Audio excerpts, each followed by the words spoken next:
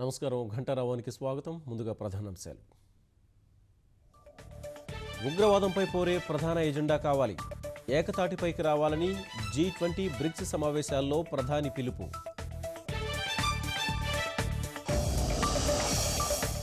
గంగిరెడ్డిపై 28 కేసులు, 400 కోట్లకు పైగా ఆస్తులు, ఇతర వివరాలపై కూపీ లాగుతున్న పోలీసులు.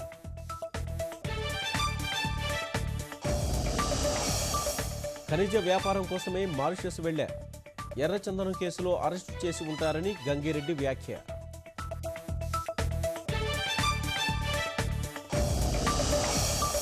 రాష్ట్రంలో రైతు శిక్షణ కేంద్రం ఏర్పాటుకు ముందుకొచ్చిన PNB, భూములిచ్చేందుకు రాష్ట్ర ప్రభుత్వం సంసిద్ధత.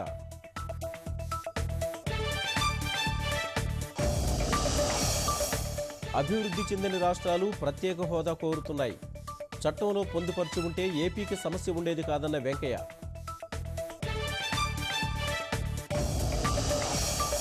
ఇరవై 24 గంటల్లో వాయుగుండంగా మారనున్న అల్పపీడనం. తమిళనాడును వేడని కుంభవృష్టి, నెల్లూరు, చిత్తూరు జిల్లాల్లోనూ వానలు.